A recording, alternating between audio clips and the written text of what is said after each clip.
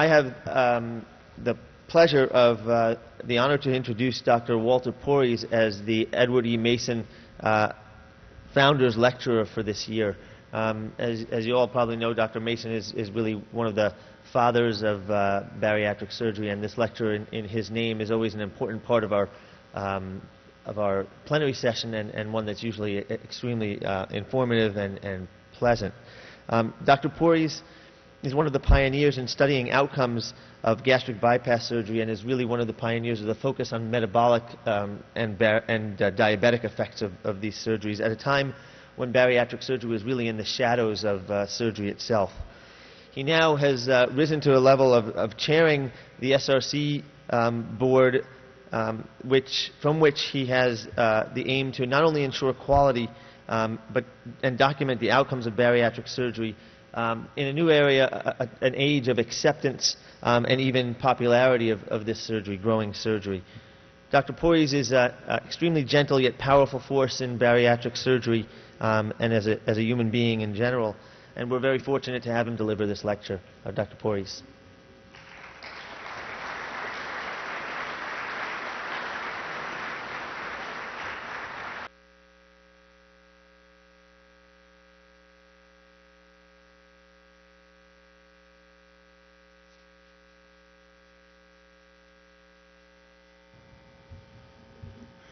Good morning, everybody. It's really a very distinct honor to celebrate the career of Edward Mason.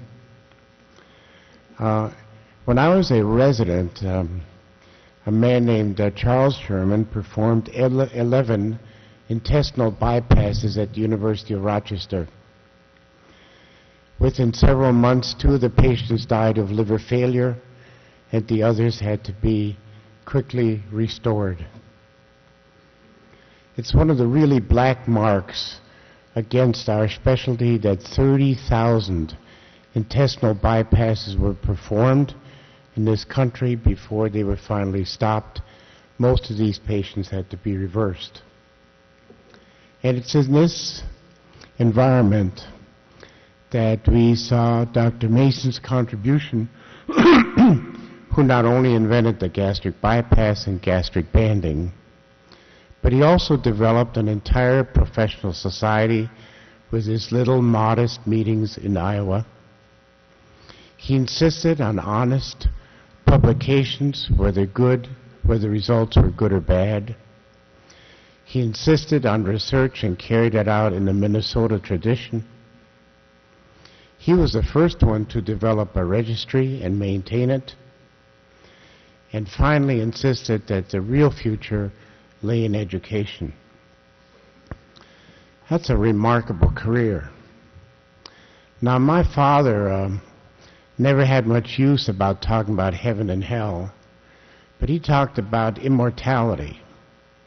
And he said, real immortality is how many people remember you for the good that you've done and what you've inspired. So let's take a look at the immortality of Dr. Mason. First of all, let me mention George Ann Mallory and Michael Hartney. George Ann has been with this organization since its inception, has mothered literally every president, and has done it with dignity and grace and love, and we wouldn't be here if it weren't for her. Michael Hartney. Thank you. Michael Hartney is our moral beacon to a much greater degree than most of us realize, most of you may realize.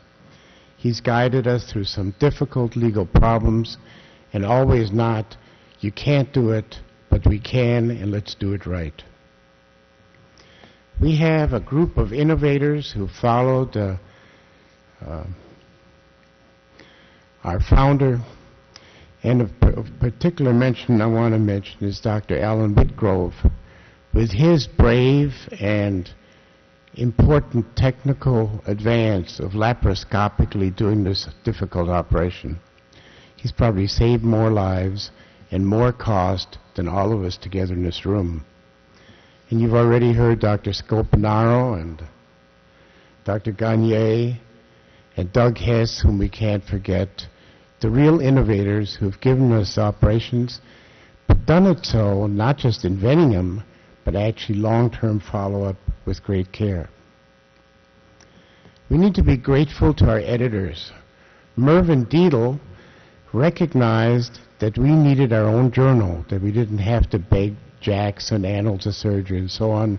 We needed our own publication, and he's a brilliant editor and did an excellent job.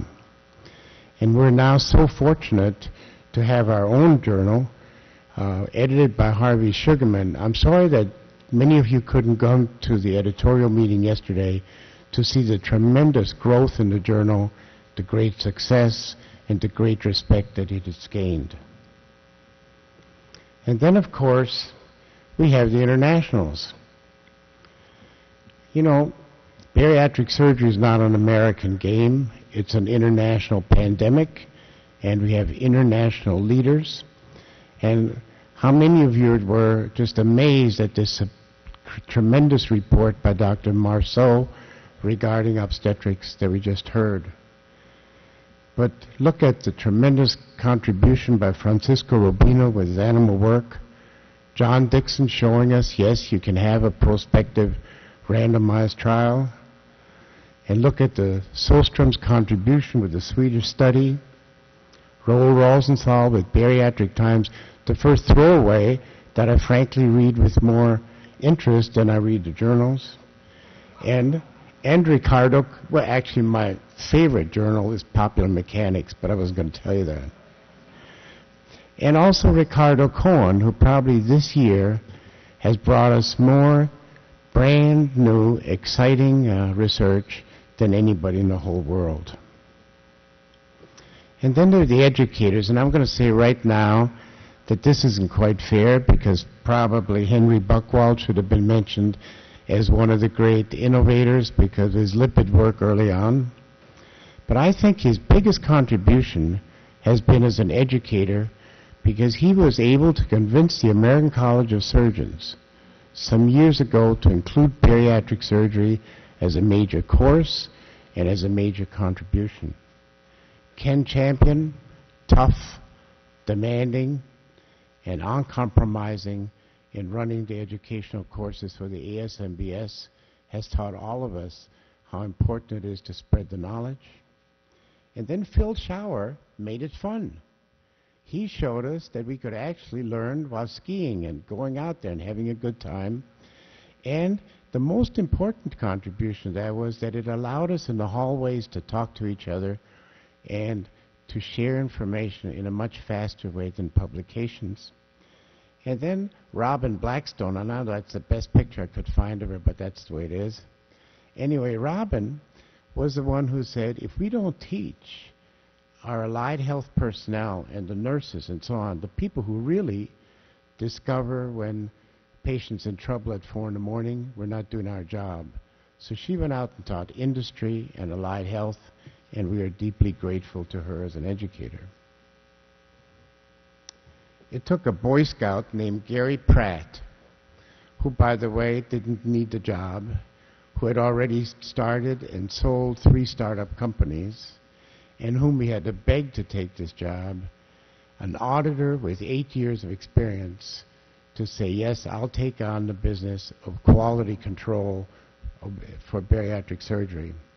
And with the very strong support of Neil Hutcher and Jackie Sneeve and Lynn Thompson, who's the one who does these site inspections, we now have, in a matter of 4 years, the best quality control mechanism of any part of medicine, not just surgery, but even in medicine.